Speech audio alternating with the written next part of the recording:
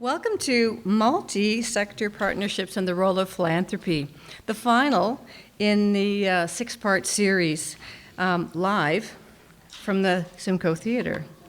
Thank you for this wonderful turnout. My goodness, the weather just blew everyone in and everyone's sort of adjusting their hair and whatnot, but thank you for braving it and coming with us today. I'm Catherine Raaflaub, and I serve on the board of Habitat for Humanity. And I first heard about the Institute around number 3 in the series because it was focused on affordable housing. And I was struck at that time by the number of people representing so many areas of our region and across so many sectors who were interested in tackling this important issue. We were all working for a solution. So I signed up for the next one, and I continue to be intrigued by the power and impact of putting the right people around the table or the computer screen, as the case may be, in our region to really make an impact. The organization is entirely volunteer-driven, from board, design teams, events, participations, our speakers, program developers. And today I just learned it started really with a small group of people, 13 people 9 years ago at the Huron Club. So, lots of good things happened there apparently. But it's really, had a slow start, a little bit of seed money, and then really it's taken off. It's got some traction. And I learned today that really it was the moment of 2020 trying to look at how will we come out of the pandemic, the 4-part series that really gave people lots of hope. How will we come together as a community, as a whole area, and how will we move forward out of COVID? So look at the success we're having here.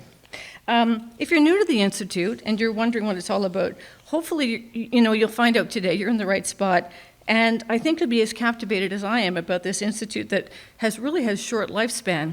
It calls itself the Think and Do Tank, and I really love that. I kept thinking about that as I was reading everyone's bios, that really it's about not just talking about the issues, but really who can help me figure this out and how can we move forward.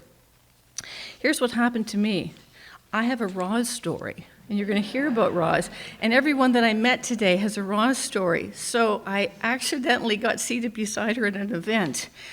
What do you do? I'm retired. Then she went on to tell me what she does in her retirement. So I was more intrigued about the Institute, and then I made the mistake of having coffee. I see that's the same sort of story going on here. Anyway, if you're brand new to the organization, here's the hope for you. You can be the MC next, because I am the youngest person on the thing. I'm learning so much about this, and this afternoon is going to be great. You're going to hear from 5 amazing people who've turned their passion for the arts or the environment, the social enterprise, multi-sectors, and really tried to figure out how to make an impact. They're going to share their stories, what they've been thinking about, who they've been thinking about it with, and what they've been doing. So as we begin our program this afternoon, I'd like to acknowledge the land on which we gather and has been occupied for over 8,000 years. We're gathered on the traditional territories of the Anishinaabe Nation, the Petun, and later the territory of the Saugeen Ojibwe Nation and members of the Three Fires Confederacy, the Odawa, the Potawatomi, and the Ojibwe. The Huron-Wendat and the Haudenosaunee nations also have walked this territory over time. The First Peoples are our past, our present, and our future caretakers of this land. This land is also home to many other diverse nations, Inuit, Métis people, both past and present. We're grateful for the opportunity to share in the riches of the Southern Georgian Bay, its neighboring territories, and to steward the land together. It's my pleasure to introduce Roz Morrison, who most of you clearly already have had coffee with, and she needs no introduction. And she this morning said, please, just one sentence, but please. Rosalyn is passionate for the Southern Georgian Bay region, and it's clearly contagious. Her family's deep roots in the area. She's recently retired, and she and her husband live in Craigleith. She's also passionate about the power of community. In her former role in the Toronto Community Foundation, she was involved in connecting philanthropy to community needs and opportunities. She's responsible for the foundation's research, community convening, partnerships focusing on urbanization, globalization, and climate change. She most recently led the foundation's team on a survey project benchmarking social capital, trust, social networks, civic connections, and neighborhood support. I'm going to go on, Roz, because Really, in her other roles in development, she developed the Toronto's Vital Signs, which is an annual quality of life report, community knowledge center, online portal, 200 community organizations working on solutions of city issues, and Vital Toronto fund grant programs and collaborative projects. Somewhere in there, also, she found time to lead roles in arts and culture sector, particularly the collaborative craft and design, establishing partnerships with businesses, educational institutions, public galleries and museums, private and public founders. In her spare time, she led all sorts of boards from the Ontario College of Arts to, basically I'll skip this part, George Brown, but anyway, currently she serves as the chair, I edited some of it.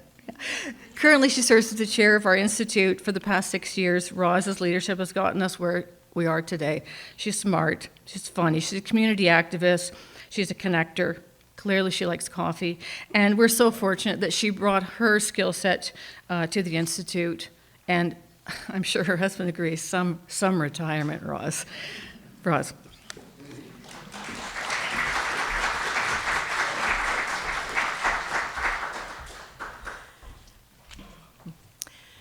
Really the reason I do it is for the people. It's meeting all of you, Catherine, and really thinking about how can we lean in together to the increasing complexity in our world, and what can we bring to it to help make things better. So really that's what we're going to be talking about today. I am so happy you're here. We have so much to celebrate. Ooh, that means I'm going the wrong way. So what is the Institute? Well, there's some founders in the room. I see Don May, I see David Green, and others who really had this idea of, should we not be working together and leveraging up the great talent that's here across Georgian Bay? Should we not put our resources together and try to figure out the problems? We're all on a learning curve. It's straight up for all of us, and so it's an opportunity for us to learn new things, and to reinvigorate ourselves, and to reinvent ourselves, and to do things that have never been done before. So really, what we do is we do connect people, and we learn through research and sharing knowledge.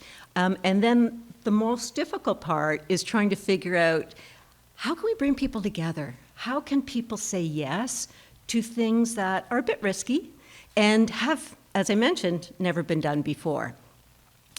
So the Institute started with the idea of 6 municipalities across this beautiful area. So going from west to east, we think of Meaford and the Grey Highlands, the town of the Blue Mountains, Collingwood, Wasaga Beach, and Clearview. The work that we've been doing, in particular through the pandemic, has brought us people from as far as Midland, some of my mother's family in Victoria Harbour, and all the way up to Owen Sound. So this clearly is resonating with a lot of people in terms of what we might do together and how could we work together to do things. So over the last 2 years, we have zoned in on 4 priority areas. A little bit of an evolution from our original ones, but the first one we're starting to talk about is green economy. We learned through the pandemic and with the recovery people and plans that were being put into place that there wasn't a lot of space for new things. We did want to make sure that our traditional businesses were healthy. We did a little bit of talking about our nonprofits and are they part of the economy? We talked about what the role of government is and how that's changing dramatically through the pandemic and beyond. And then we talked about philanthropy, and that's changing too, and how could we insert that and what would it do to a green economy, to arts and culture, which you'll hear a lot about today, to social finance and housing. And what is that anyway? Social finance is access to new capital. Think community bonds, community land trusts, all kinds of new things that we can learn and create together. And business and innovation. And today we're going to have a remarkable finale announcement, which I'm sure you'll love, in terms of how business is changing and how it's looking to have a triple bottom line for itself, how to certainly turn a profit, but to achieve social and environmental objectives as well. So, put up your hand if you have heard about the Sustainable Development Goals. So some of you have been learning already. Thank you. We, Canada, signed on with 192 other countries to the Sustainable Development Goals in 2015. And we've got a lot of things to learn about and a lot of things to do because the milestone deadlines are 2030. And so let's learn together. Obviously, 17 goals, they're all connected. So we need to find out the intervention and leverage points as we move forward. We had a series this year called Local Sustainable Economies. We had to learn what an economy was. We had to learn what sustainability was. It built on our 2021 Our Sustainable Future online series. And there are so many people in this room who have formed design teams that help to create our programming. So I must thank you all for doing fabulous programming in 2020, 2021, and 2022, most of which was online. So now we're together. Thank you for coming. We want to talk about collaboration, and we could not have done it with all of those on this page.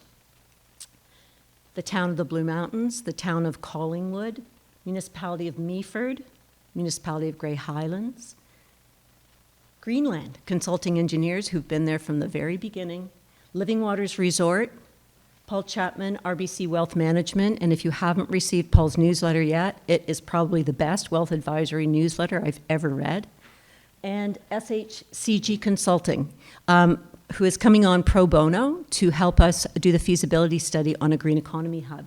Supporting partners, Community Future South Georgian Bay, shout out to Gillian Fairley, who really has also been here on this journey from the beginning, and Clearview Township.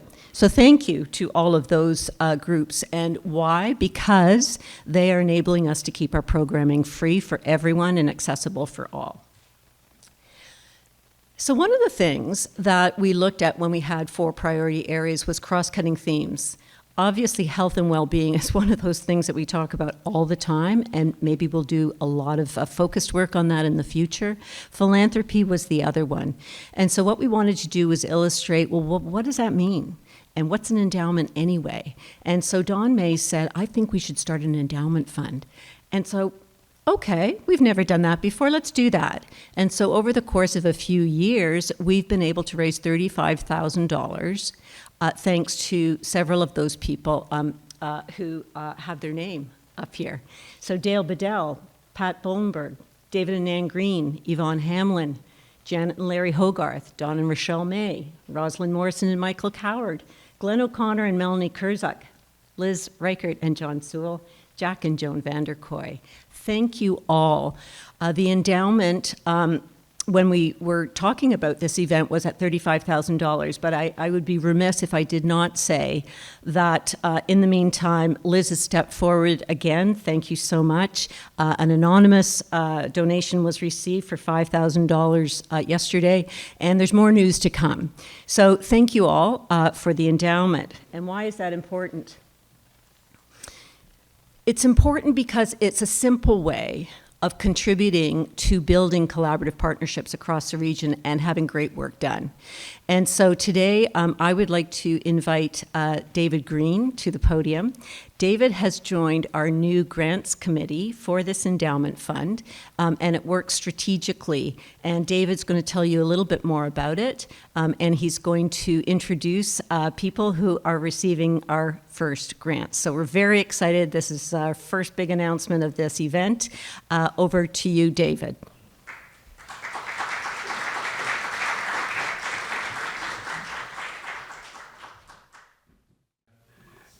It's a pleasure to be here, and a pleasure, in fact, to hear about the endowment fund and our first granting. As Catherine mentioned, it's about 9 years ago this month, and some of you here were there where we had a little dinner get-together at the Huron Club where we kicked around the idea of some sort of organization that might bring the community together and tap into the wealth of talent and capabilities of the region. So this is, the endowment fund was kicked around then, and this is a great treat that we've been able to get this far. And thank you to Roz, the board, and all the other people who've been involved in helping develop the Institute over the last 9 years. The Grants Committee basically has met and considered inputs from various people looking for funding from money coming from the endowment fund And I'm pleased that we've been able to identify 2 organizations that will be receiving funding from the Endowment Fund and from the Institute. So on behalf of the Grants Committee, I'm pleased to announce that our first grant goes to the newly formed the South Georgian Bay Arts Network. The grant is in support of the Weekend of Culture and the launch party that brought together and celebrated the arts and cultural community in South Georgian Bay in 8 events that they held over the weekend in October. And this was really the start. This is obviously the start, and this is something more that they will tell you about shortly. This network grew out of the Institute, and it's what was developed in 2021, the Power of Arts and Culture strategy, and is supported by a number of other partners. There's 2 people currently coordinating and working with the Arts Network team, Amber Ebert and Susan Cook.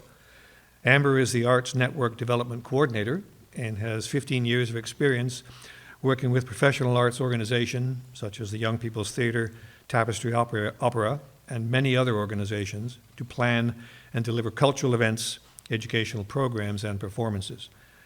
Susan Cook is the Foundation Manager at the Blue Mountain Foundation for the Arts, and has been involved with the foundation for over 13 years, and with its mission to inspire excellence in visual arts through educational and creative opportunities. To this end, Susan has also, along working with others, has developed and delivered many successful community building and fundraising events for the arts in Southern Georgian Bay region. So to tell us more about their organization and their project, please welcome Amber Ebert and Susan Cook to the stage.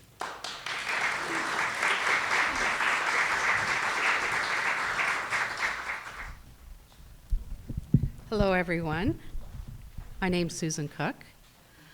I, too, had coffee with Roz. I also had dinner, and it landed me on the Institute Board of Directors. I also, as Larry said, am the manager of the Blue Mountain Foundation for the Arts and have been for the last 13 years. We started to have a conversation, and actually, the initial conversations go back to 2016, and in 2018, we started to think more seriously about what we could do about bringing people together in the arts. And not-for-profits are always struggling, so what better than to start to think about marketing more efficiently. In 2019, we had a get-together in Clarksburg, and it was fairly well attended. And then the pandemic hit. And when the pandemic hit, we got serious. We started a conversation in, I think, April 2020, and Liz Rykert was there. A few of the organizations are not-for-profits in Southern Georgian Bay, the Theatre Collingwood and South Georgian Bay Tourism got involved. We brought a few other people in, and together we started to work on a strategy. And we had several online convenings, and together we built a group. We built from the bottom up, very organically, we built a group together. And by the time, was it November, 1 year ago, just 1 year ago, we actually had the funds and the organization to hire a network coordinator. And as one of the 3 core groups, we act as the administrative flow-through for the network, and South Georgian Bay Tourism provides marketing support, and Theatre Collingwood provides event support. So I'm going to pass the microphone over to Amber.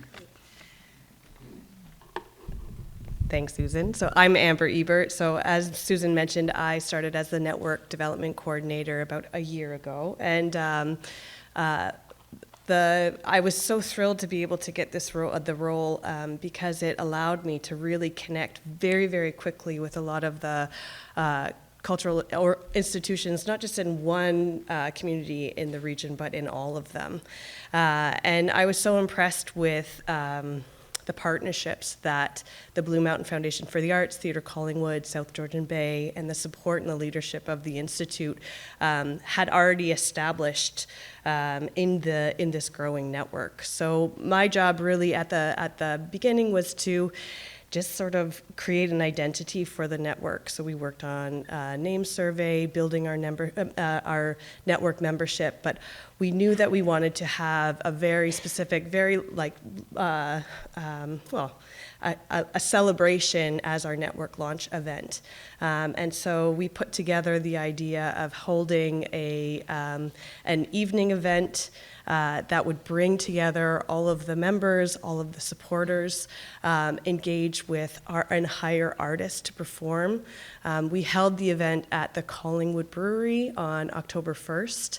And we were able to hire artists, professional artists from a poet, theater artist, a musician, a visual artist, as well as a local photographer and a dancer as well to perform during the event.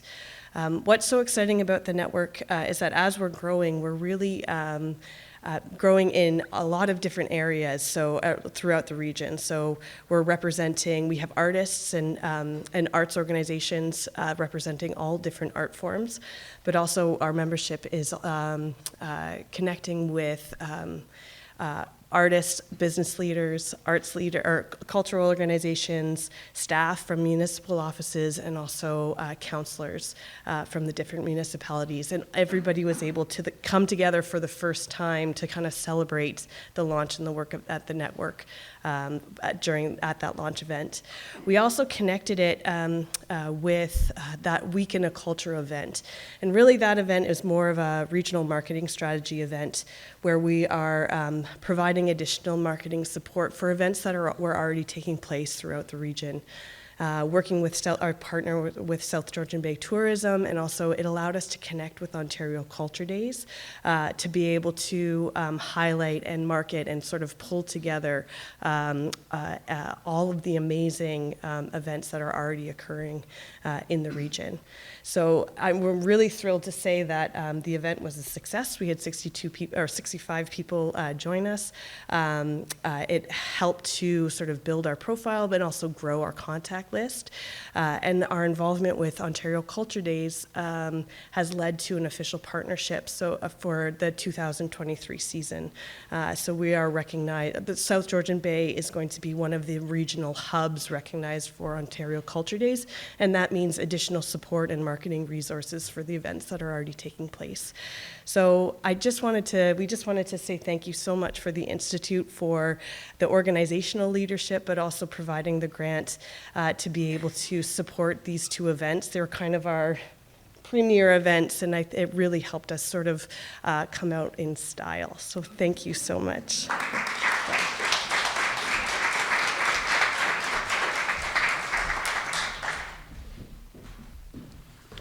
Thank you, Susan. Thank you, Amber. Our second grant goes to the Collingwood Climate Action Team. I guess they call themselves CCAT. In support of their regional expansion of the Carbon Footprint Challenge, which they've been working on for some time. We've all heard about the negative impact of carbon in its various forms in the climate, the environment, the economy, health, life in general, and populations globally. The Climate Action Team with this project wants to build awareness and educate the South Georgian Bay community on climate action and a low-carbon future, help them measure their carbon footprint, and look for actions to mitigate that carbon impact while sharing data and success stories on carbon reduction efforts. To tell us more, I'd like to introduce Catherine Daw, Chair of the Board of the Collingwood Climate Action Team. Catherine has been a change management and business transformation consultant for many years in her business career. And I think bringing that level of experience and approach to CCAT and the team running this specific project and to the various stakeholders involved will be very helpful. Catherine was also one of the leads for the Institute's Sustainable Futures series in 2021, increasing the awareness of the need for positive and significant change for a sustainable future in South Georgian Bay. Catherine has served on many not-for-profit boards for a number of years and most notably was a founding member in 2017 of the 100 Women Who Care South Georgian Triangle chapter. So I'd like to welcome Catherine Daw to the stage.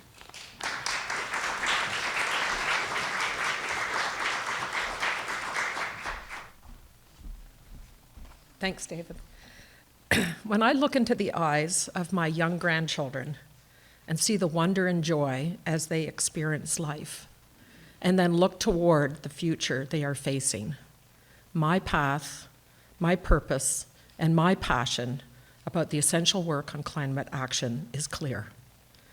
Hello, my name is Catherine Daw, and as David has said, I'm the co-founder and chair of the Collingwood Climate Action Team. We've become a registered nonprofit charity. It started in 2019 as a small group and have grown considerably in our mailing list and our reach by over 500 people to date. We are focused on working with local communities to reduce our carbon footprint, to be stewards of our lands, environment, and how to live lightly on this earth. This will provide a sustainable and resilient future for all who follow us. We live in one of the most beautiful regions of Ontario. We are drawn here by the escarpment, the waters of Georgian Bay, the lifestyle of living so close to nature and what it provides us from a health and well-being perspective. This is what we need to ensure is here today, tomorrow, and for all time. 2030 is not far away. We're already seeing climate change effects here that are baked into the atmosphere. The increasing signals we've had, as we jokingly said, we were blown in here today, that is not normal for this time of year, as you all well know. Tropical style rainfalls, high winds, weird and warm cold days. I wore shorts for the first time on November the 17th. Flooding, extreme heat, and damage can no longer be ignored by any of us. We might want to joke about it, but really it is quite serious. We are also increasingly realizing the intersectionality of climate with so many other issues: housing, justice, equity, food security, biodiversity, water, to name a few. And it most certainly makes it feel even more urgent. Sorry, I have laryngitis, or I've had it. We have the solutions. We know what needs to be done. We just need everyone's hands, hearts, and minds working together to make it happen. And that's why we're doing the Footprint Challenge, which I'm going to speak about. I would like to thank the Institute of Southern Georgian Bay for their leadership and generosity of the funds and support they've provided over the past 2 years. It has made a huge difference in our work. As mentioned, in September of 2021, we launched the Regional Carbon Footprint Challenge to build awareness, educate, and create community around how to take effective and meaningful action together. Without community, we cannot get it done. The challenge consists of 3 core components: measure, act, and impact. Measure our individual household footprint to build a community carbon footprint report for each region as a baseline of where we are today. And I know many of us in the room may not have done it yet, and I would really highly encourage you to consider doing it. It takes 5 minutes to do the easy one, the quick and dirty, so to speak, and maybe about another 5 to 10 minutes to do the full detailed one. You just need to go and get some information like your gas and your electrical bills, how many kilometers you drive in a year, that sort of thing. Many of you don't want to know what it is because you probably feel it's really bad. But sometimes we need to look at it so that we know where we need to go. If we don't, then we have no way of knowing what action we can take. So the next part is to act. And by participating in our workshops, our climate cafes, which are a new element we've added recently, talking and sharing with others and learning how to talk about it, and normalizing the language around climate change, using climate action tools that we built that are local for our region specifically, as well as to use solutions that are already out there. We can start making small yet significant changes. Each year we will assess our impact by remeasuring our footprint. If we don't know where we are, then how do we know where we can go? And if we don't check along the way to see that we're still on the right path, how will we ever get to where we are trying to achieve what we're trying to achieve? So our goal is to reduce our collective community carbon footprint by 50% by 2030. While that may seem ambitious, and it is, that is roughly 7 to 8% per year for the next 7 years. Will it be hard? You're darn right it will be. Can it be done? Heck yes, it can be done. And other communities are moving in the same direction with similar goals and actions. So can we, and so must we. If we, government, citizens, and businesses, work together on reducing our footprint, use solutions that are already available to us to implement, and move to low-carbon living, that is, living much lighter than we are today, then we have the best chance of protecting our beautiful communities from the transforming impacts climate change will bring. Because we must ensure, as stewards of this land, we have a sustainable, resilient community now and for all futures. Thank you again for the support that I've received, or that we have received from the Institute.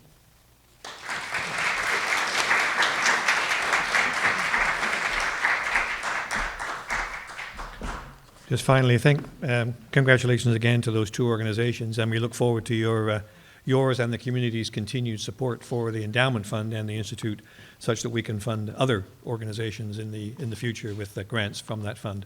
So thank you very much.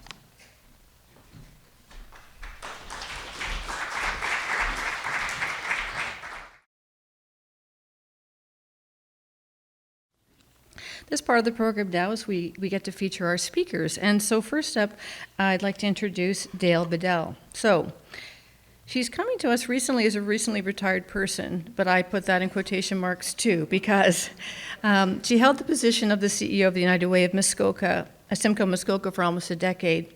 And there she merged 3 geographical areas. Are you noticing some themes here?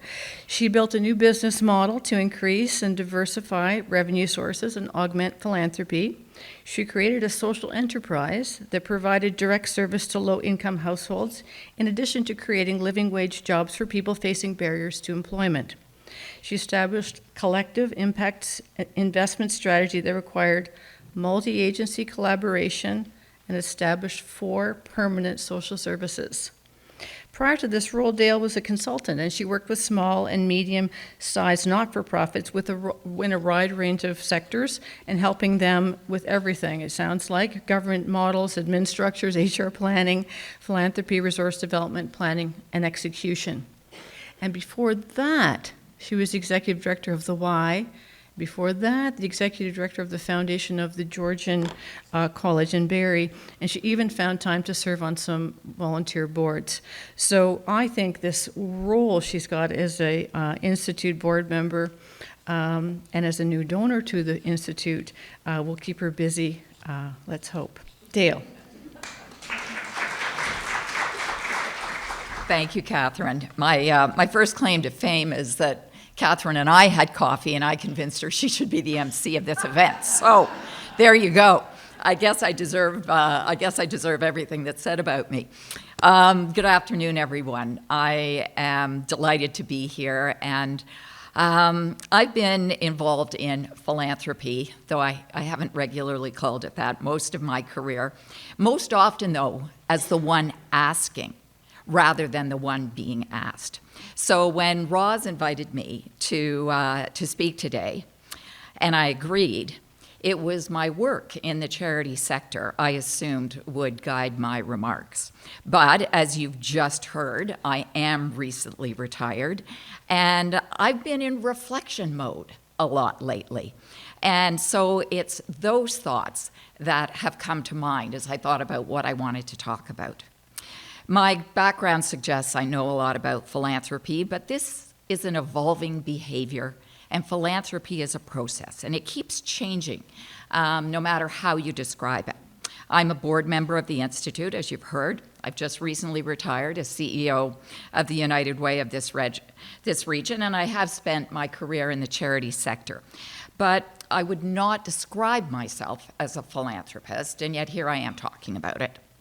What I probably am is a lot like you. Over the course of my personal and work life, I've been a volunteer, and I have regularly made donations to causes that were important to me. I still get donor fatigue.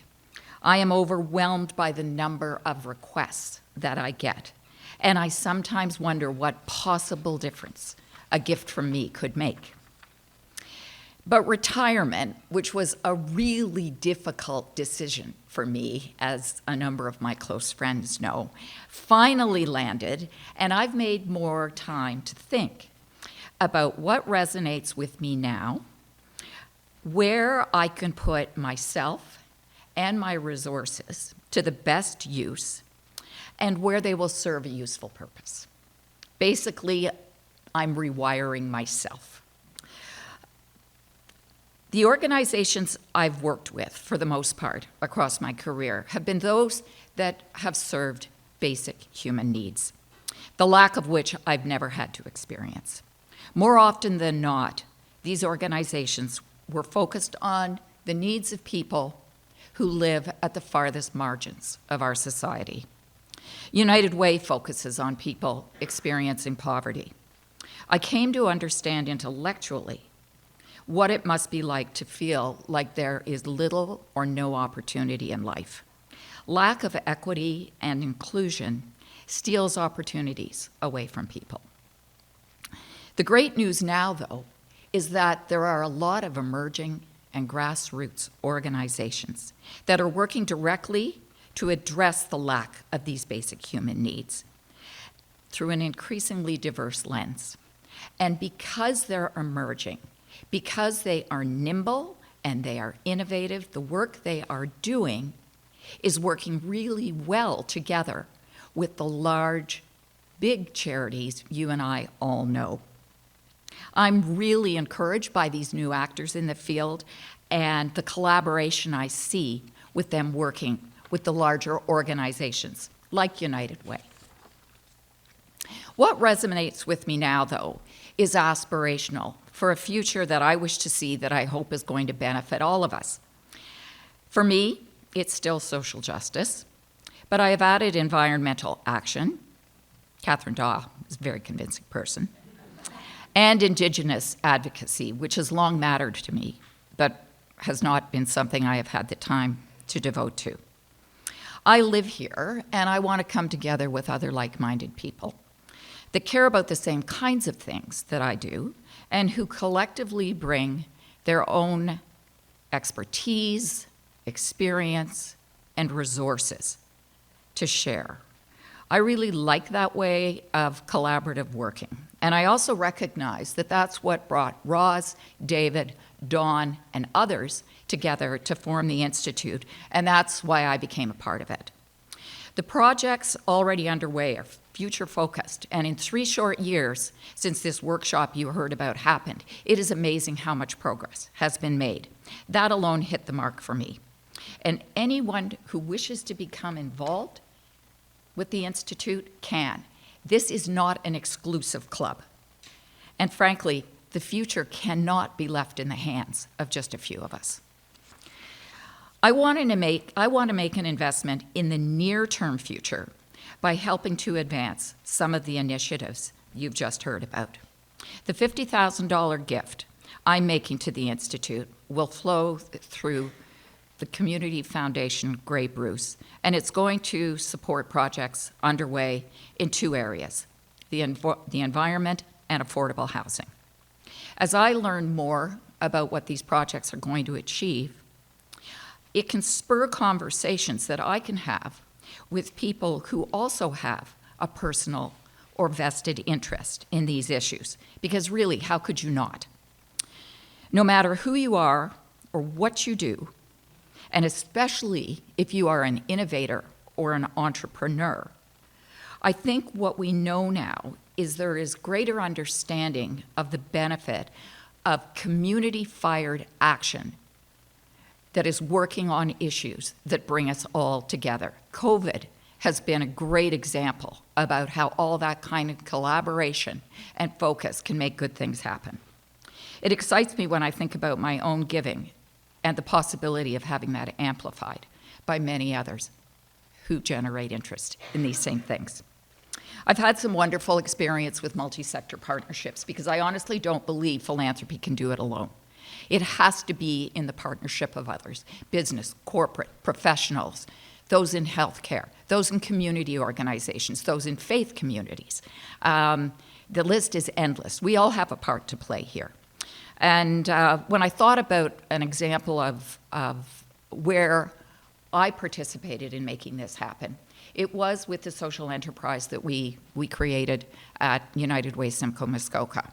We were the recipients of about $100,000 in funding from Hydro One that was supposed to alleviate the arrears of low-income households who faced having their power disconnected because they couldn't pay their utility bills.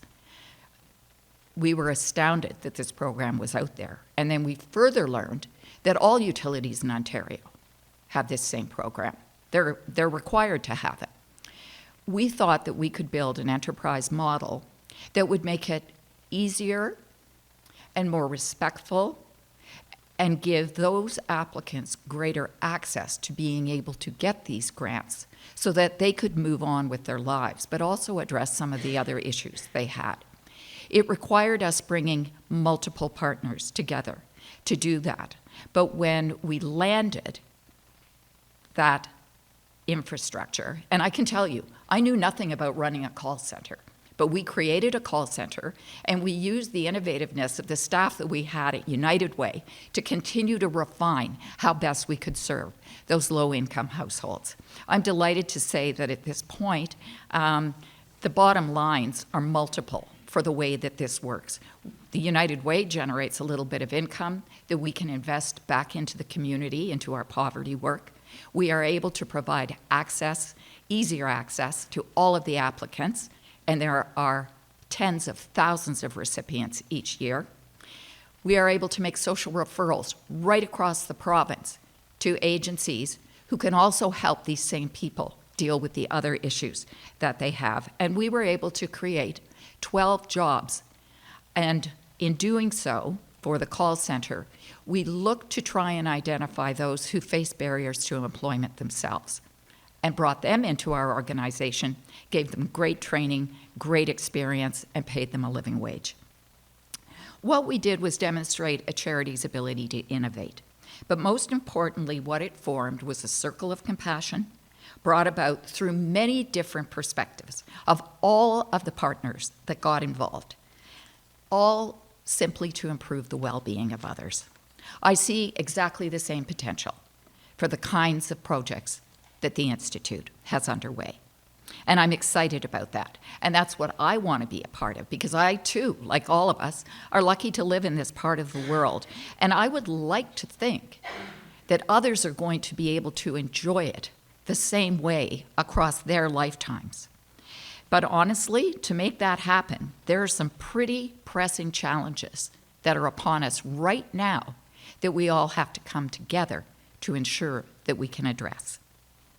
You know, it was really easy to get involved with the Institute, to put my hand up, to make a donation, because I asked myself, if not now, when? And if not me, how can I possibly ask others to get involved? So while this is not the story I thought I was going to tell today, what this is for me is my next chapter, which I find far more interesting. So Roz, I'm grateful to you for inviting me to speak today, to the Institute for allowing me to be part of the work that it does, and also to all of you who have given the privilege to me of listening to my story. Thanks.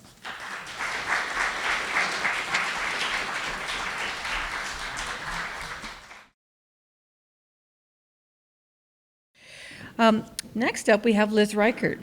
And like all things that we're sort of following on the theme here, there's a Roz connection here too. Liz is a part-time resident of the Blue Mountains, and she's a master facilitator and now retired consultant. But in her active consulting life, she did a strategic planning session for a board that Roz was on, and then Roz asked her to be on the strategic planning for the Institute, and then COVID, and then now we still roped Liz in somehow or other. But she has a keen interest in all things complex, and she uses these insights to inform her work in networks and to understand and to shift systems. She is really a master naturalist, though. She spends time exploring and tending to the natural systems she lives in.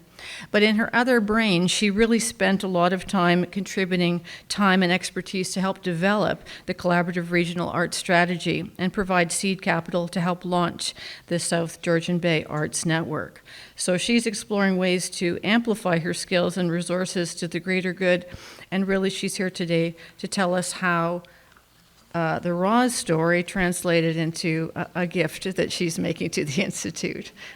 Liz. Well, it's just a great pleasure to be here with all of you today and to be in this space. Thank you, Rick and Anka, for creating this gorgeous space for us here in Collingwood. We're so lucky to have you in this town. Okay, so moving on. The Institute of Southern Georgian Bay began with one simple belief: there's power in people and place. We bring together people who want to make a difference and who see value in a thriving arts community, a green environment, social justice, and a strong economy, not just for some, but for everyone. We began our ascent in southern Georgian Bay, home to over 100,000 people, a rocky shoreline, crystal clear water, and mountainous terrain. As a think and do tank, we started community conversations and created a space for learning and collaboration. No map, no compass, no itinerary. We sought out to share knowledge, research, and ways to address challenges in our region. Like any experienced climber, we knew the trek would be worth it. The adventure, the risk, the reward. We believe every voice, every person, every experience matters because you deserve to live in a community that cares. Step into the conversation. You will have the opportunity for connection, a place to express your ideas freely, and envision a bright tomorrow. Close your eyes and picture your ideal community. Are concrete alleys filled with lush green gardens? Can young families easily afford their first home? Do you cast your gaze on a new mural painted by a local artist? Our goal is to bring people and places together to leverage our collective voice. We've built a place where thought leaders and residents can meet to make meaningful change happen. The Institute is a network for anyone who wants a better future. We are united by our passion and fueled by the possibility of a safe, inclusive, resilient, and sustainable community. The view from the summit is breathtaking, and we're ready for your next climb. Join us. Join us. Join us. Join us. Join us. So there's your pitch. If you hadn't had it personally from Roz, you get it now, right? Well done. That's the first time I've seen that. It's gorgeous. Well done.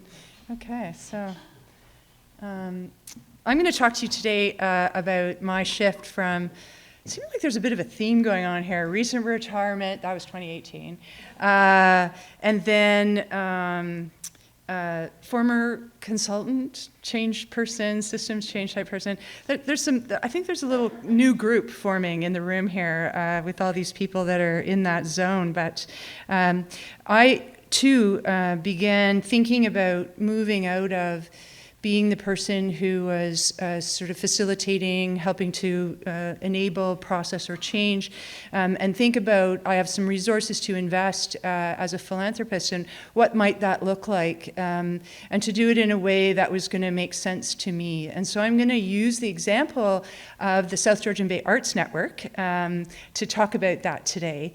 And so this is a picture of where I live up here. I'm on the Osterbluff Road with a view of Osler, just before you go up over the mountain. I'm in the Greenbelt with the view of Castle Glen. So you can imagine what I'm thinking about these days. I have 200 acres of property there that my husband and I purchased from my mom in 2009. And Silver Creek runs through. So I spent a lot of time there, and I did become actually a master naturalist. If you've ever done or heard about the program through Lakehead University, you can do it with Bob Bowles, who's originally from this area, amazing naturalist. And I found salamander eggs on the property for the first time.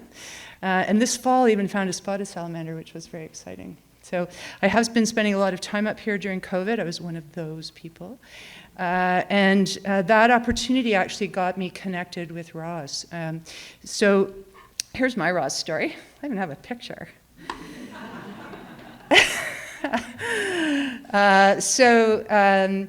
I did get an opportunity to plan some strategic planning with the Blue Mountain Foundation, or Blue Mountain Village Foundation. I didn't actually get to do that. I actually got some cancer. I'm good now. And so just as I was recovering from cancer, Roz was right on me. Oh, you're back. Great. Let's go. And she and I had an opportunity to begin to think about, well, what would be some, a strategy session for the Institute? And we imagined doing it up at the Scenic Caves with a view of the whole region. And we did this lovely mapping session where we started to think about the network, or the Institute as a bigger network, and imagined that. And we set a date, and it was the middle of April, 2020. And so, as things shut down in March, we realized that this was just not going to happen. And so we moved on to begin to think right away. And actually, Yvonne Hamlin said to me earlier, I was still kind of stuck in my chair.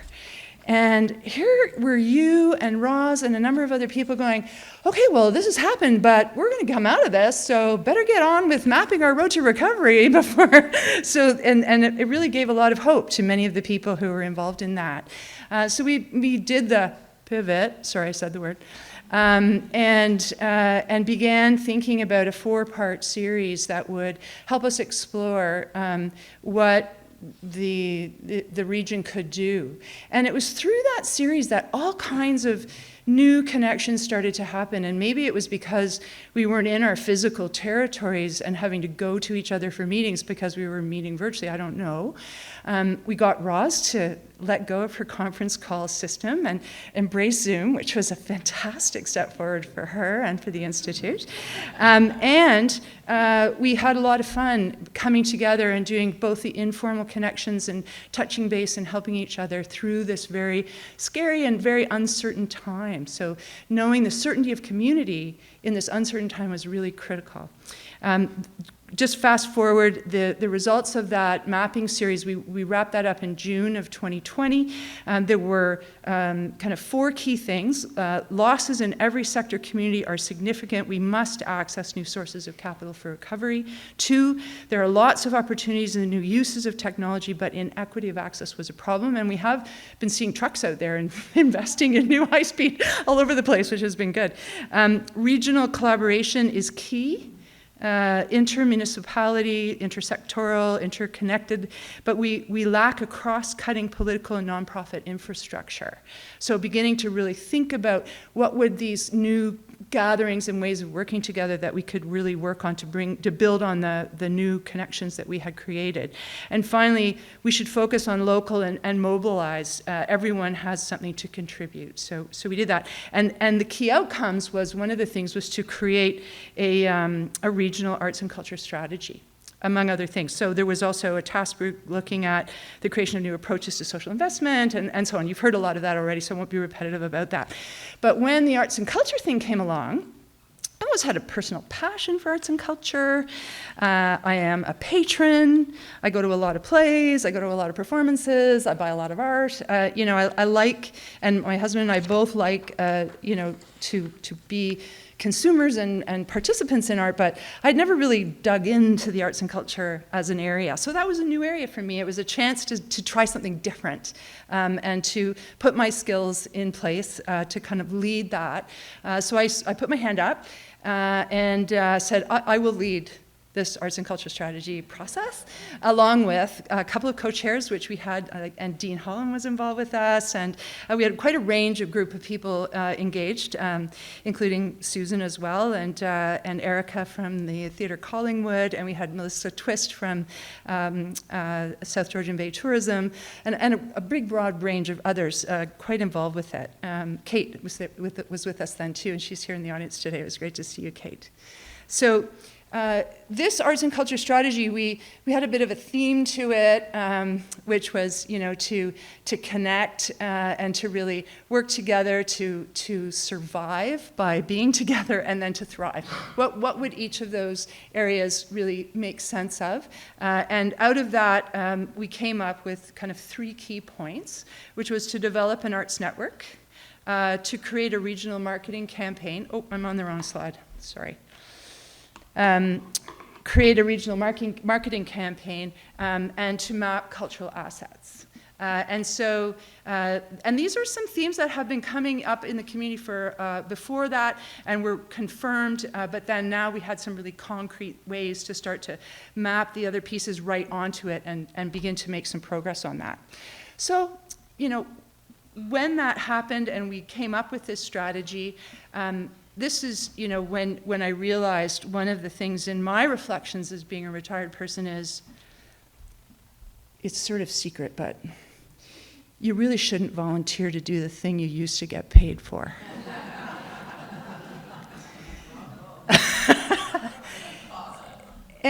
And I realized that I had kind of just stepped right back into, kind of taking charge and running things and making it work.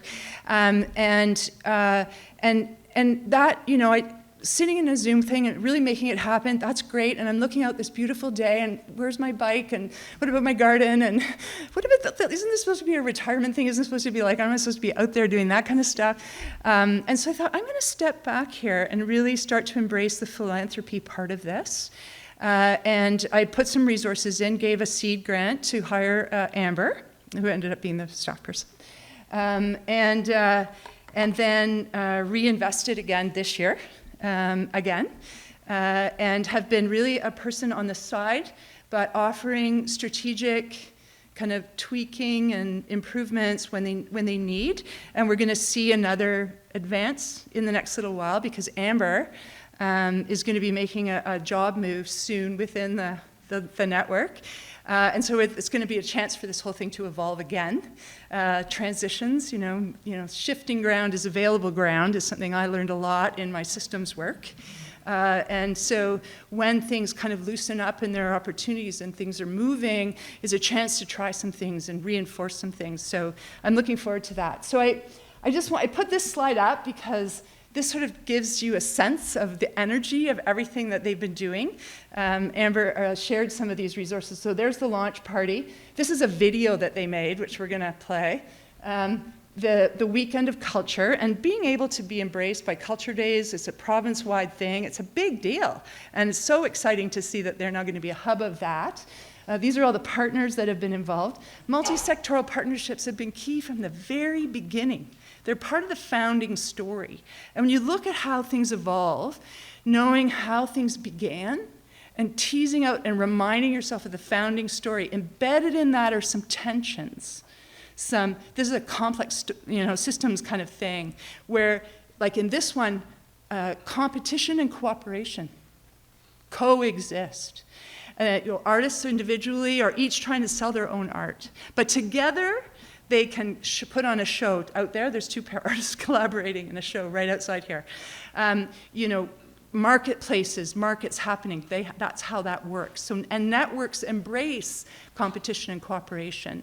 And network leadership, there's a big structure to it that they've embraced and begun to really work in a strategic way to do.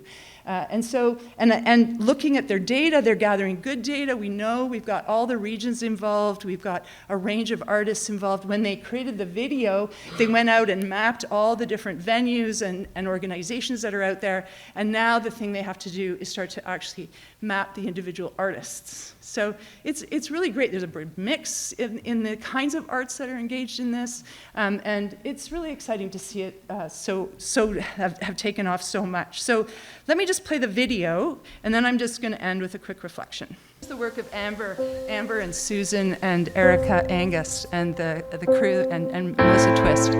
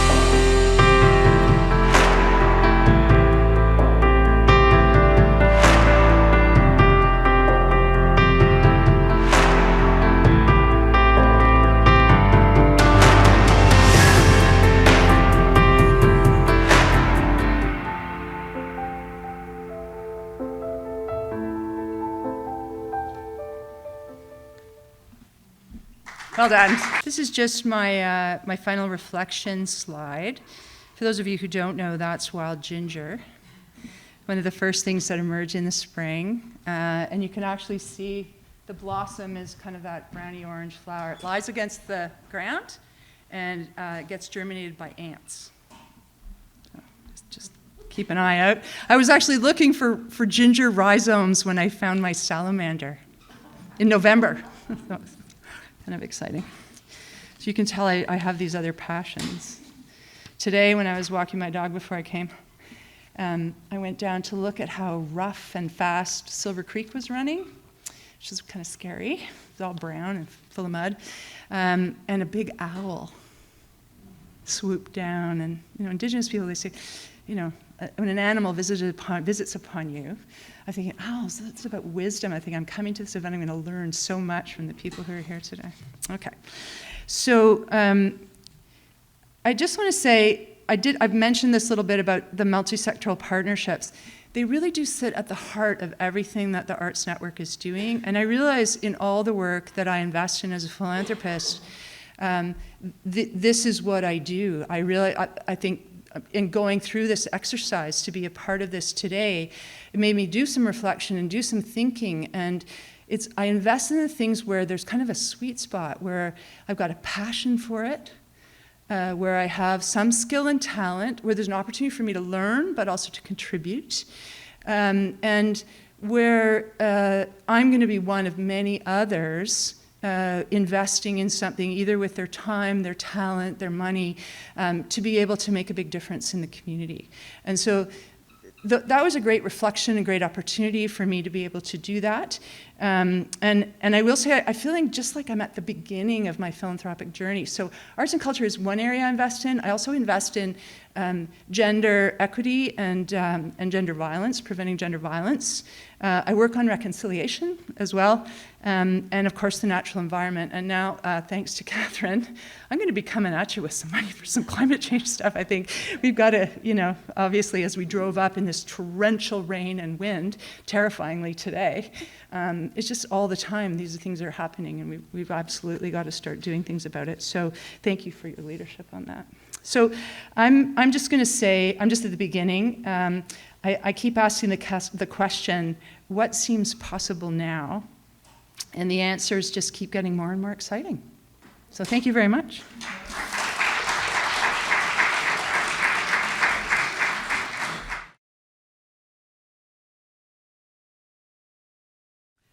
Next up is Tony Cobb. And in meeting Mr. Cobb today, you will just be astounded by his life and career trajectory. Beginning on Fogo Island in the 60s. He said, yes, I'm that old. And it's one of 7 children, 800 square foot house, no water, no electricity. He has, with his 2 siblings, founded a foundation, and he describes himself as a social entrepreneur. When we were doing sound check today, he said he's going to challenge all our assumptions on philanthropy, and we look forward to hearing about that journey. But he has been a high-tech, a career in high-tech, in wholesale, and retail, in consulting, and he became a social entrepreneur to create this foundation with his sister Zita and brother Alan. He'll share his passion for Fogo Island, where he was raised, the integrity of the place, social enterprises, how multi-sector partnerships, and the 100-year vision for this island's local sustainable economy. We really are fascinated to hear about your vision and this foundation's journey, and please welcome to the stage Tony Cobb.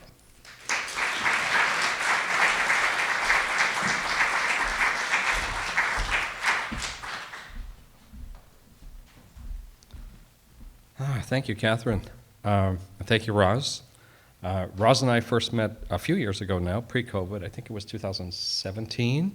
I was giving a TEDx talk just down the street here in Collingwood about fish. I think I terrorized you for that on that one. After everything everybody has said about you and all of that I knew about you myself, I have to officially accept your invitation to dinner. I'll tell you a little bit more about me. as Catherine said, I grew up in Fogo Island. I'm 61.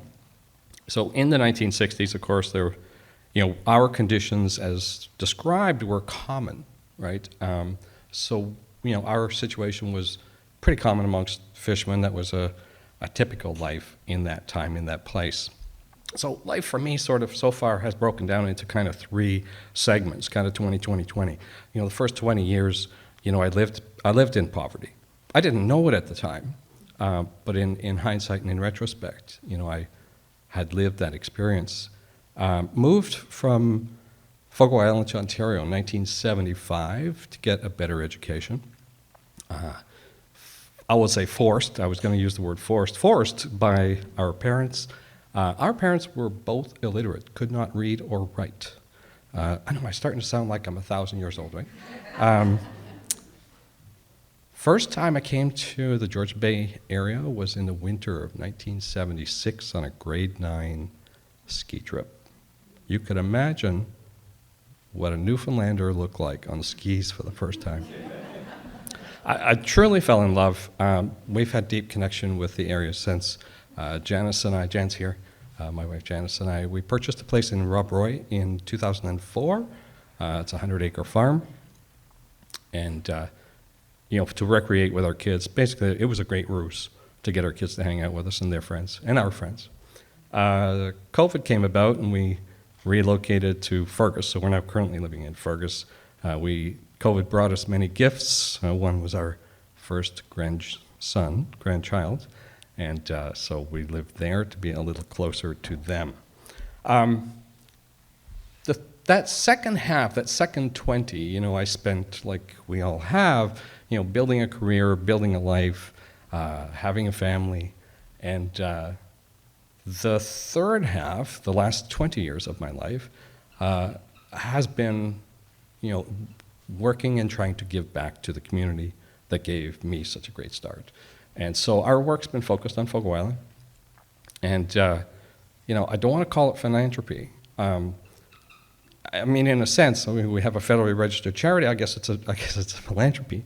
But it's really about, the thing I think I took most from that experience of going from living in poverty to being a philanthropist, not that I would call myself that, was that there's something missing in there that I think we all struggle with, and that's dignity. And, I've said this to other people at different times. I've been on both sides of that. I feel like Joni Mitchell a little bit. And it's kind of an undignified experience, both on the receiving side and on the giving side. I still can't get comfortable with either, so we got to work on that.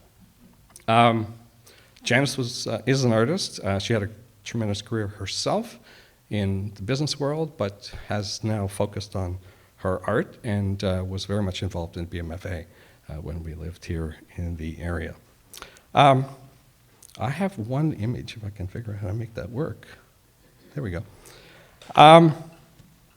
Raj had challenged me to talk about what is local economy and what are the conditions for success in public-private partnerships. Wow. Let me try and unpack some of that. I guess we're going to need a day or 3 to really get at that, but maybe I can offer a couple of thoughts on it. Local economy. One of the most beautiful, I think, ways to think about local economy, local sustainable economy, shows up in the most unusual place. It's in those little tiny signs that you see in some shops that say, owned and operated locally. It's such a simple but powerful thing. When our businesses are locally owned, they bring so much more stickiness to our communities, right? Of course, we've got all of the big box stores and all of the businesses from away that have locations here, and good. We need those. We've got to have a mixed economy. So a mixed economy, right? I grew up on an island where the only thing we had was fishing, and when fishing failed us, it was a huge failure. Which is one of the reasons why we decided to add something else to the economy. That's why we decided not to focus on fish, but to focus on travel and tourism. to add another leg, to mix the economy a bit. But, that little sign that says owned and operated, the businesses that, whose head offices are in, Los Angeles or New York or Tokyo, they provide jobs here, which is good. They provide, contribute to the tax base here, which is good. The thing that they don't do, that those businesses fail to do, is they fail to let the profits stay here. And so profits are leaking out of our communities in that business model.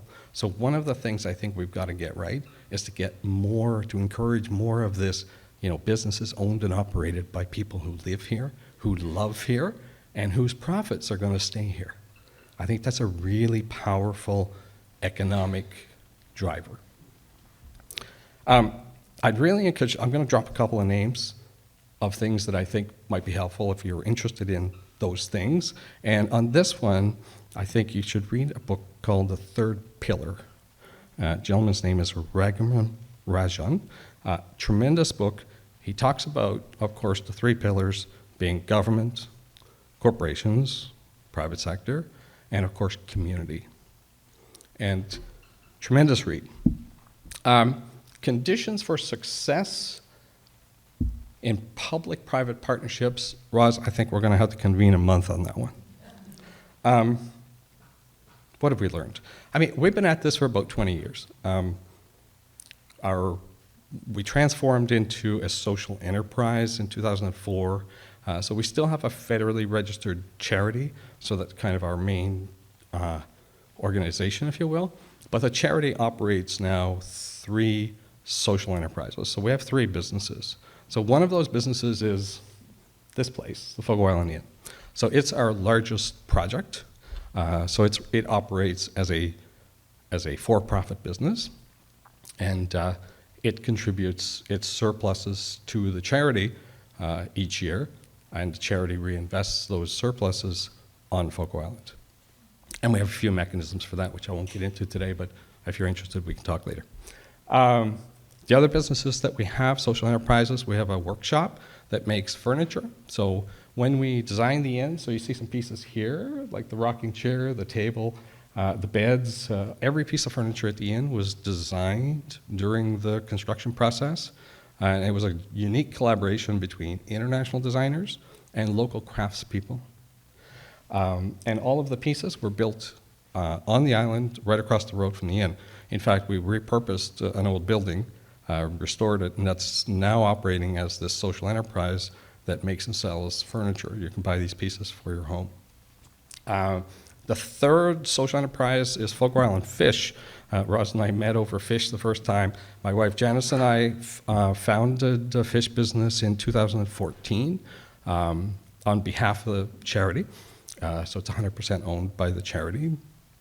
And we just stepped away from the business just a couple of years ago, just pre-COVID. It seems to be a theme about health issues, and I had one of those. So I've stepped away from my duties with fish, our duties with fish, and my duties with the foundation to get healthy, and I am. But Janice and I ran the fish business, ran it for about 6 years, and the purpose of that business was to reinvent fish to serve community. And that's really what the purpose of all of our businesses are. And the idea is really to create a dignified living for every person in our community. And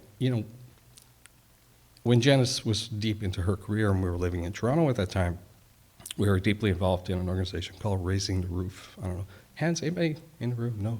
Raising the Roof? Yeah, okay, cool. So Janice was working with Direct Energy. They were a big sponsor of that organization, and they were very focused on homelessness. It turns out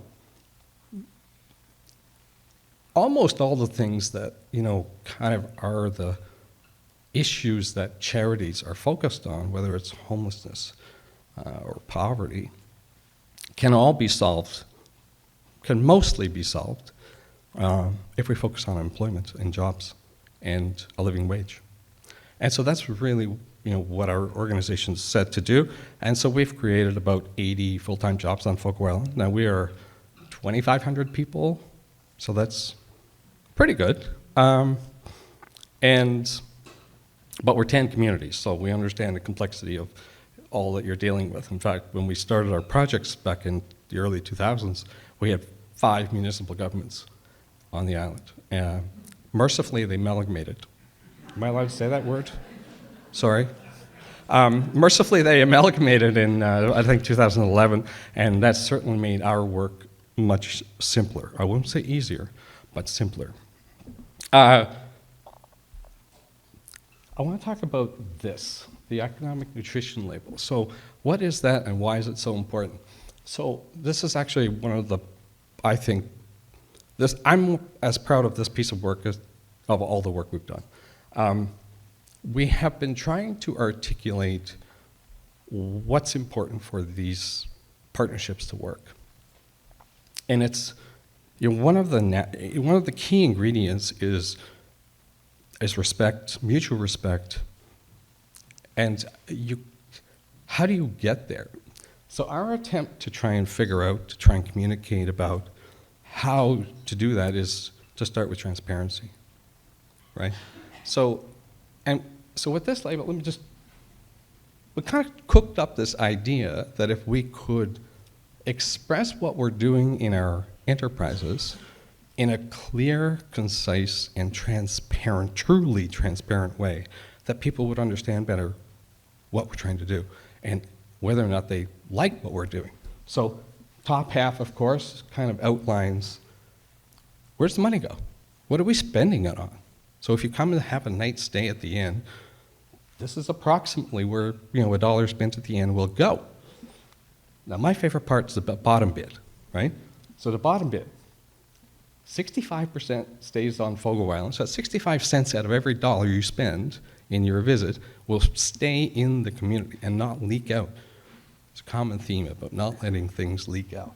And we grew up in boats, leaky was bad. And it's still bad.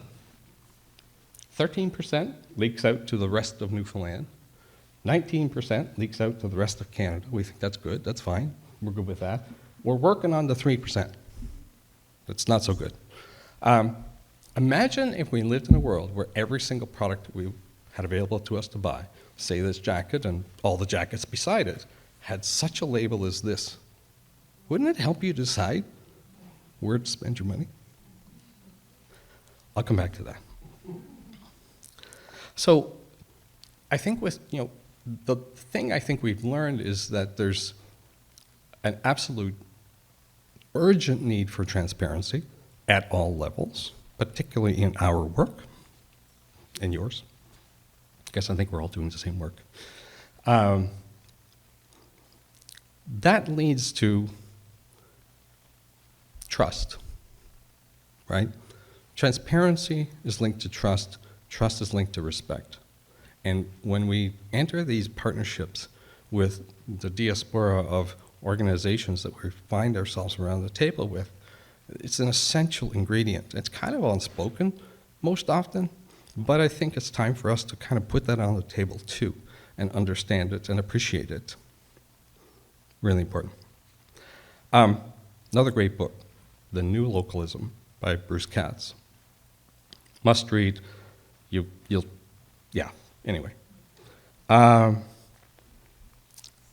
me try and touch on a couple of things that we learned along the way that we struggled with mightily, that, I think, and this is one of the beautiful things about art. Can I say something about art? Jan's an artist, and I know we've got a room full of artists, and look at where we are. In business, and we're business people, my sister and brother and I are all business people. In business, the successful people are the people who get to the first good idea. That's a good idea, let's do that. And, it's like that's what drives us in business.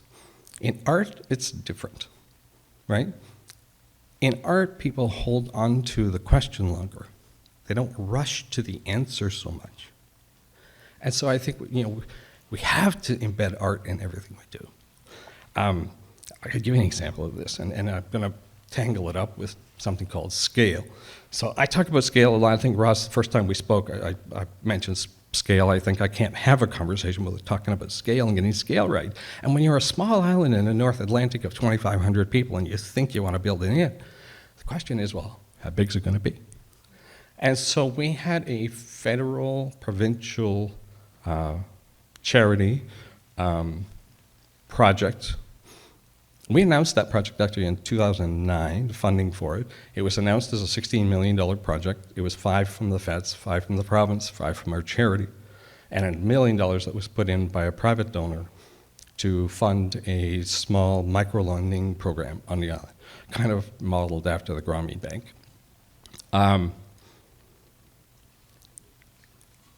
Everybody had their own idea about how many rooms we'd have. So people ask me all the time, why is there 29 rooms at the inn? Oh, don't ask. So our federal partners had an idea that it ought to be bigger. The provincial folks thought, well, we want it to be big enough so that you could host these certain sized events, provincial events that would kind of spill over from St. John's and other places. We hired a consulting firm actually to do a business modeling for us to try and figure out what would we have to do to make this successful. And they had their own ideas about how many rooms it would take to make a hotel successful on Fogo Island, and we certainly didn't know. But I think a lot of the wisdom about that decision came from the community.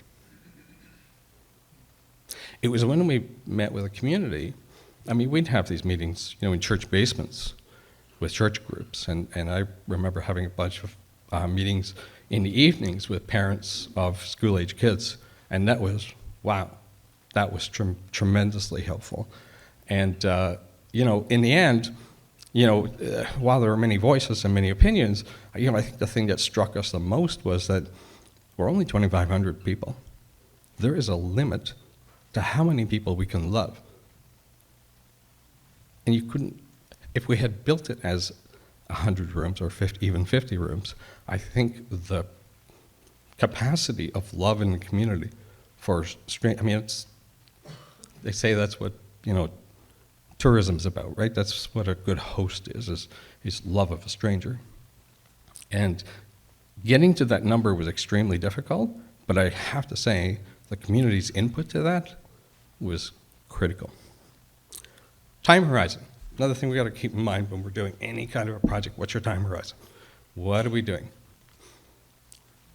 I'm astounded when I see 40-year-old buildings getting knocked down to be rebuilt. My applause to the people in the room, and I'm sure every single one of you have been involved in saving something old, to rebuild something old. Janice and I, had our hands in a project here, a house here in town, a red brick house on Maple, and we did a complete restoration on the house. It was apparently one of the oldest houses in town here. So I've lived through that experience of working with the town and with developers to do a restoration. It's not easy work. But when you look at we look at a project like a house like that, we're like, wow, it's amazing. It's not a house you'd want to live in now, so it needs a little redo. But it's amazing. Why don't we keep it? Why don't we invest in it and save it? And I think it's about your time horizon. So if I look at most of the buildings on Main Street here in downtown, they're all built 125 years ago. So, kind of by one of my tick boxes is like, you're thinking about 100 years, because if you're not, you're thinking too short. We ought not, if we care about our environment, and let's just say we care about our environment, bricks and steel and glass and wood and drywall and electrical wire, that we have a finite source of all those things. We ought not be erecting buildings full of those things and in 25 or 30 or 40 years knocking them down and taking them to the landfill. It's just not a good plan, And I think the people that came before us who built this knew that, and they built things that are still standing. So when we built the inn, we decided it was 100 years, and so it really guided our decisions about what we could and should invest in. I'll give you an example of this. We designed and built the inn in around 2007 and 8. We announced it public in 2009, built it in 2010 to 2013. It has solar in it. 69 solar panels, produces most of the hot water for all of the building. It has cisterns in the basement. We collect rainwater. So when you flush, you're using rainwater, not the town's treated water. I mean, this is 12 years ago. On our farm in Robroy, we were one of the first to install the FIT program on the barn roof, microfit.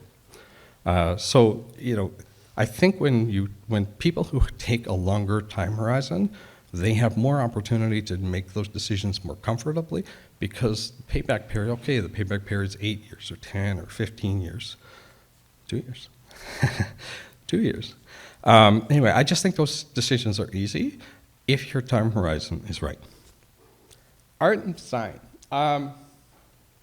We had the great fortune in the 60s to have the National Film Board come and make films as part of a program called Challenge for Change. Out of that, we got the Fogo Island Co-op. So the fishermen organized themselves into a cooperative society. It's turned 50 a couple of years ago. It's one of the oldest co-ops in the country. So if you don't believe in the magic of art to make community development possible, look it up. It's all on the NFB's website. In fact, one of the things we convinced them to do as part of the project was to digitalize all the films and make it available online. I got to talk about mediocrity. I think it's so important in what you're doing to eradicate mediocrity where you can. I think it's a scourge of modernity. You know, mediocre buildings, particularly, lack of thought about design, and it's connected, right, with tearing those buildings down after only 25 or 30 years. So if you're feeling like you need to be inspired, hire an artist, hire a designer, get somebody else in the room who has a different opinion about what the thing should look like, and they will hold on to the answer, right, to what thing should look like a lot longer. We had the great, luck to work with Todd Saunders, the architect for the inn, and Todd would always say this. Todd's like, no, we're not there yet. I was like, oh, how do you know when are you going to know when you're the way to build this thing? When's the design going to be finished? He's like, you'll know when the design's finished, but look at it, it's not ready. And he was right. So the economic nutrition label we talked about here, it's something that we want to share, obviously, so we want to get it out there. One of the things we did last year, report just finalized, was the community economies project. So one of the things that we started to do was to reach out to other communities, primarily at least initially in Canada, to share with them and to get together, share our learnings with them and their learnings with us. So we started with, I think we had 17 community-based organizations involved.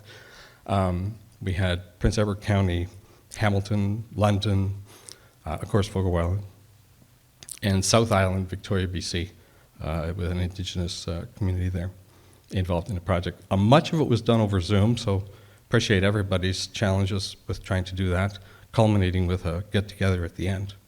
And it was, a tremendous learning experience for us, a great opportunity to share some of the things that we've learned along the way. And I think, it's about building resilient local economy. And I think there's something here for that, right? I think as we build local economy, it can be expressed in a way that people can understand it. As I said, for me particularly, that bottom section, I'm loving that. Harvard Business School wrote a paper on what we're doing. So again, if you're interested to sort of dive deep into what we've been up to and what people think of that, it's called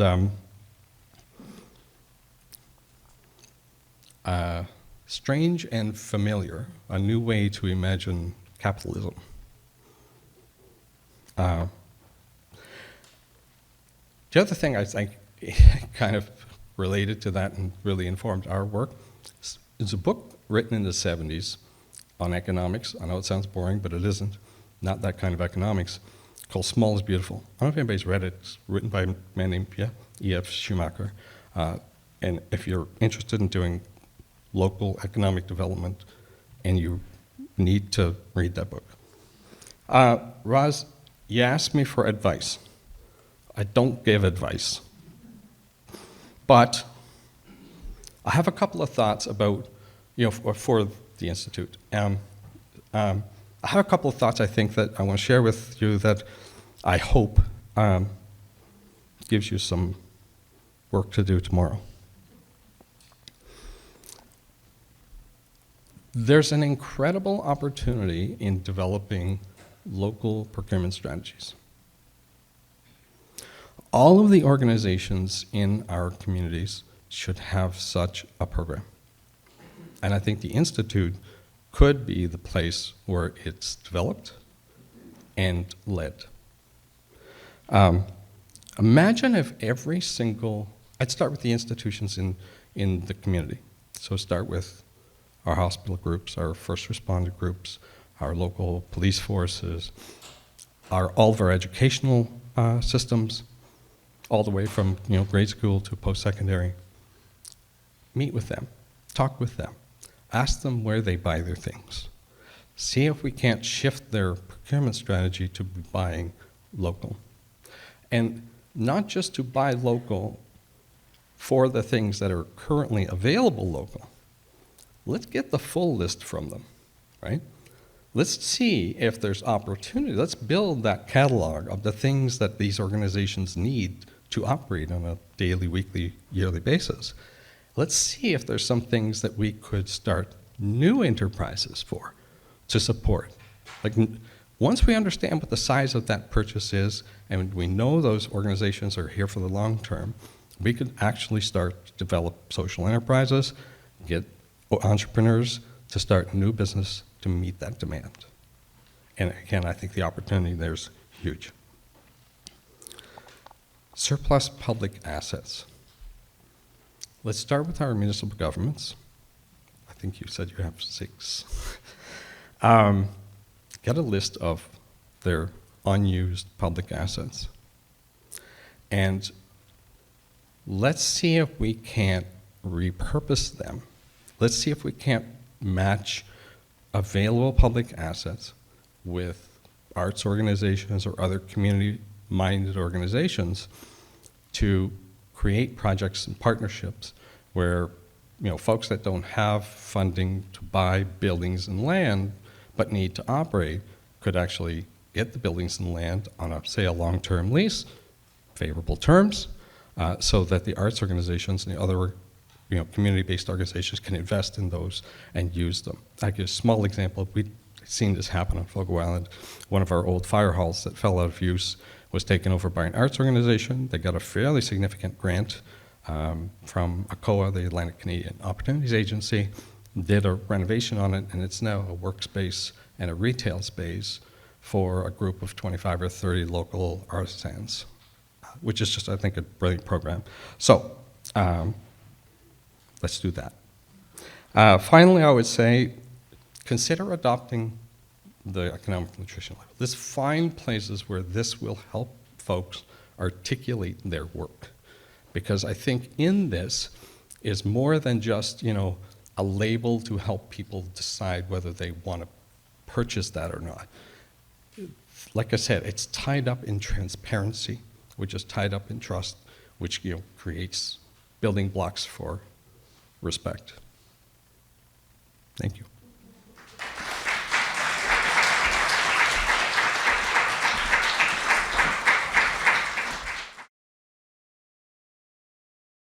I'd like to introduce Larry and Ann Hall, Larry and Barbara Hall, who have very deep roots in South Georgian Bay. They've been, since probably the late 60s, is that true? They've been skiing at Alpine Ski Club, and it led to a permanent move to, let me say it's Ravenna? Ravenna? I knew I was going to get that wrong. I'm new. In 2001. The Halls have really been involved and supportive of our community for a long time. Larry was chair of the Community Policing Committee in the town of the Blue Mountains. Larry and Barb were among the founders of Oslerbrook Golf Club, or owners of the former Collingwood Squash and Wellness Center. We're constant contributors to many charitable causes in our region. Most recently, they've established the Wellness Innovation Fund at the Collingwood Hospital, and along with several other people with Parkinson's, have the South Georgian Bay Living Better with Parkinson's program. They are true community builders, believing that putting together the right people, the right resources leads to innovative progress and improving the quality of life for the region. Joining them on the stage today is Anne Brayley, who is a lifelong friend of Barb and Larry's. She's also a business partner, and I hear a golf and a squash partner, too, of Larry's. She's been long a history of philanthropy in Toronto, with the Toronto Foundation, now lives in Collingwood with her partner, Nanette. This is the climax of the evening, and so drum roll, please. We're going to call Larry and Anne to the stage. Thank you. It's a great pleasure for Barb and I, because we're in this space, and when we listened to Dale when she talked about coming together and making things better, it's right where we should be. And then we listened to Tony, and Tony talked about locally. I mean, that's what the space is all about. So what I'd like to do is I'd like to just give a little bit of introduction about innovation, social entrepreneurship, and philanthropy. And I'll be highlighting part of our journey as we got into this space. So let me start this off, and then Anne's going to come in and is going to talk about how we've reacted and put a program together to continue the work that this community and the space that has been created in philanthropy. So let's start, and I want to just talk about, first of all, the three essentials of what we've been working with.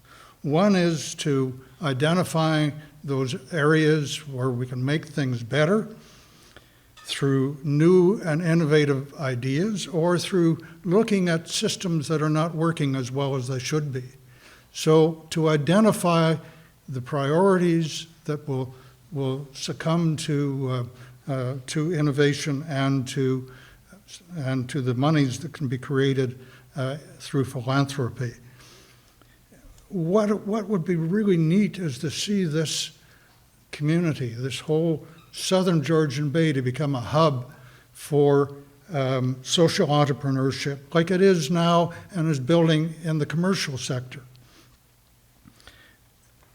And in this process, we need to create pools of seed capital to help social entrepreneurs to launch and grow their ventures.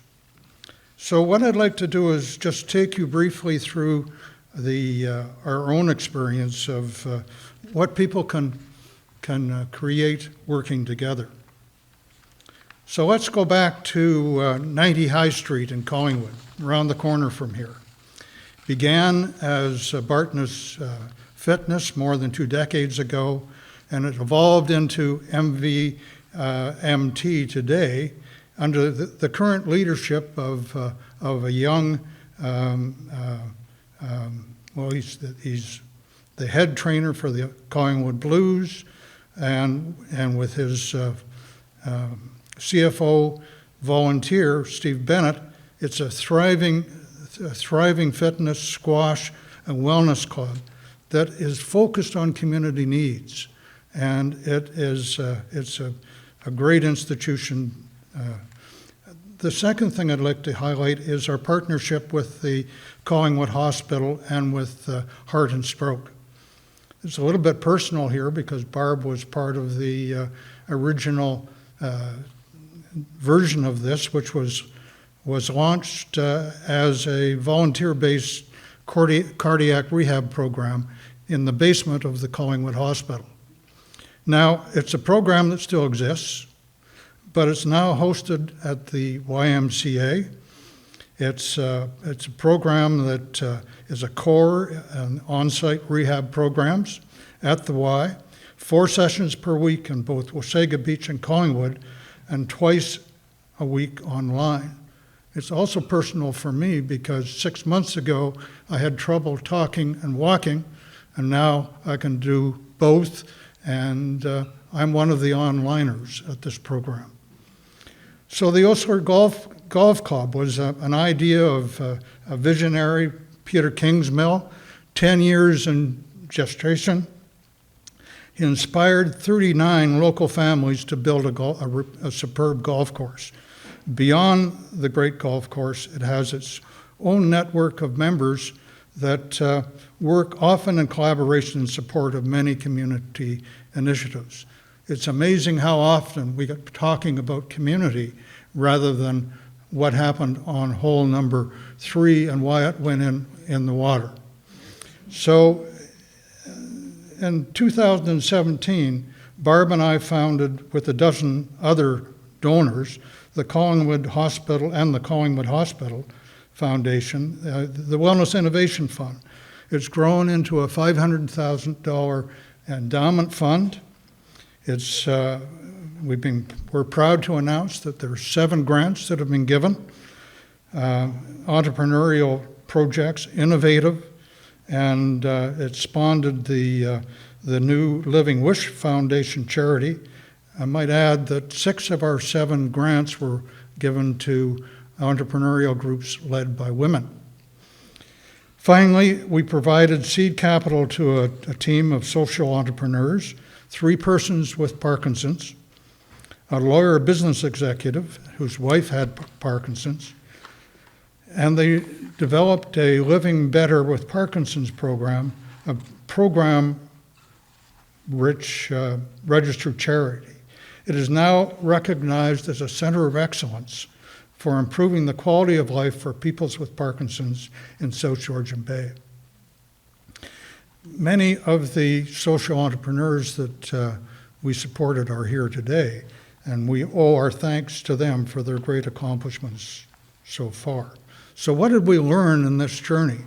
Well, there appears to be a formula that works, and it starts with an innovative idea.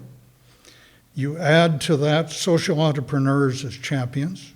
You create an outcomes-focused plan with milestones and resources that are required, and you provide some real seed capital. You do that, and good things happen always. So the formula is the basis for our inspiration to create a new fund, and Anne's going to take over. She's the real show.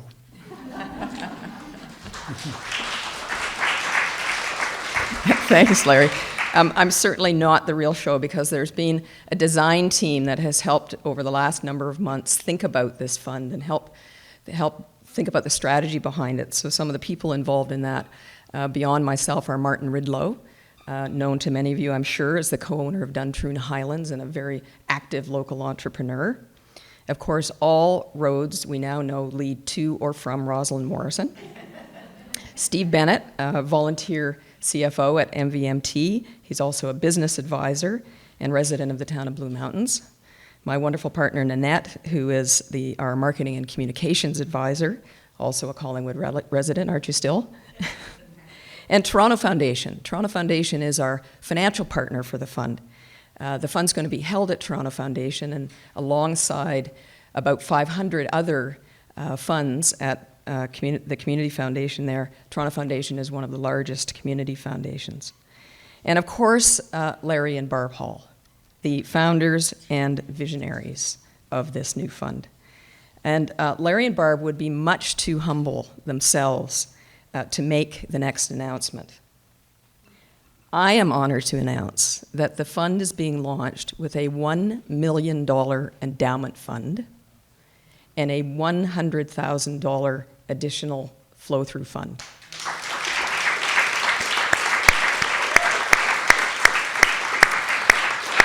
Thank you, Barb and Larry, for your vision, your generosity, and your incredible leadership. Now, just let me take a couple of minutes to share with you a little bit about how the fund's going to work. First, it's going to expand on the Hall's experience in the healthcare field, and it's going to include 4 more important community pillars: social, economic, environmental, and cultural issues. We know these things are all related. That's another important piece. The fund will be responsive to the interconnecting pressing issues within these pillars. Think about things like youth mental health, the climate crisis, environmental sustainability. These are just a few of the things that we'll be looking at. The approach is to determine grants by being proactive in learning about the issues first, and then seeking out the potential innovative solutions. We'll be working alongside the idea generators to identify important projects. That's going to lead to invitations to receive proposals for funding. And fourth, Barb and Larry's vision is to look forward. The fact that they've created a permanent endowment is an outstanding legacy for the community. And the endowment fund will be generating sustainable income year after year after year. And the flow-through fund is another interesting component, because that's going to be available if an important project appears that needs more immediate funding. That's just a taste. So what's next? We're still a work in progress. We're really young, but our immediate next steps are to begin community outreach in the first quarter of 2023. We need to understand more about the issues from the people who are working on them. We'll be seeking out other community leaders who are excited about our vision. We want more people to join our team to help us shape it. There's going to be a total of $50,000 available in grants, hopefully by mid-year. We hope to uncover our qualified recipients by then. And finally, our longer-term vision is to inspire others to contribute to this fund or create their own, so that we can build a true community fund. Let us leave you today with a quote from one of our team members, Steve Bennett. I think this captures it.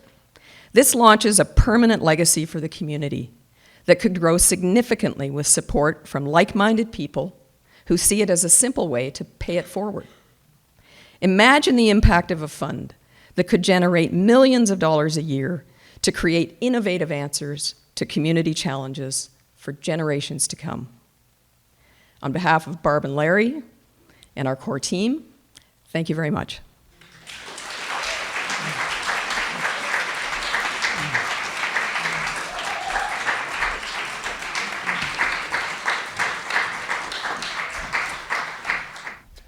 I told you.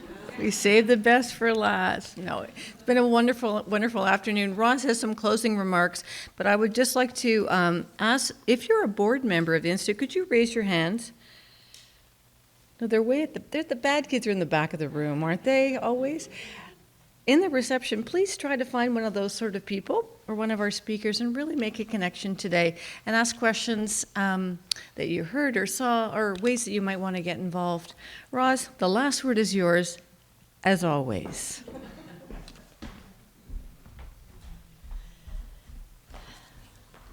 And as we enter our golden years, not all of us, there are many young people in the audience, we have to think about succession. So this is my 6th year as chair. This is not on the script. And did I tell you at the beginning, the reason I do this is that we meet amazing people. I invite all of you, because we're looking at a new model for the Institute. It's called collective leadership, which means that we get to spread the wealth in so many ways.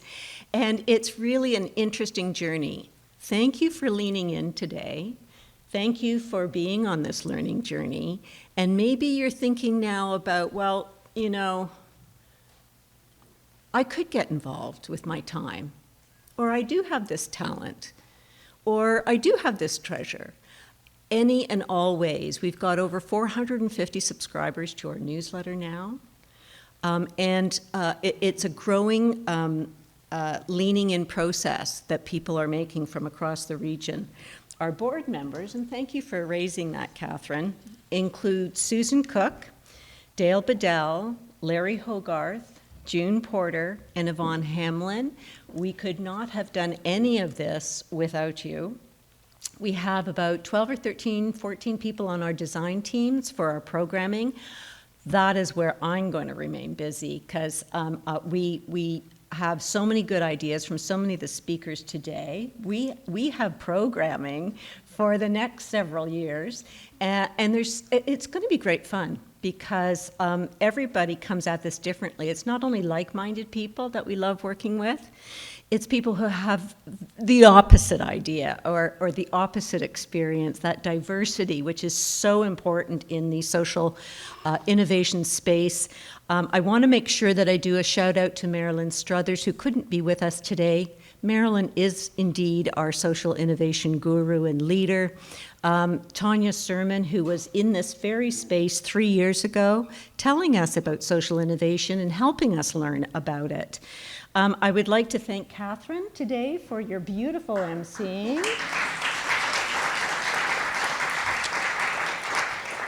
All of our speakers today, you just knocked it out of the park. David Green, thank you for introducing our fantastic grantees. And again, we couldn't do this without people who really know what they're doing. And that includes Alex, who's on video, Goran, who you can't see in the green room doing all the dials. And have I forgotten anyone? Tyler Cleary, who couldn't be with us today because he was setting this up at 2 a.m. this morning after a concert last night here. So Jessica Flynn is the final person I'd like to thank, and she's outside busying, some food and some coffee and tea for a reception, so that you get to chat with people about how you'd like to get involved, what you'd like to learn more about. So really the last thanks, and just a little brief note on amalgamation. Not a fan, this one, no. So we need to think about how to do things differently. That's what this is all about. And so the challenge is out there for us to figure out, how do we do things differently? Jessica Flynn is the amazing person behind a lot of this work. So please say thank you to Jessica when you're out there enjoying the food and coffee and tea.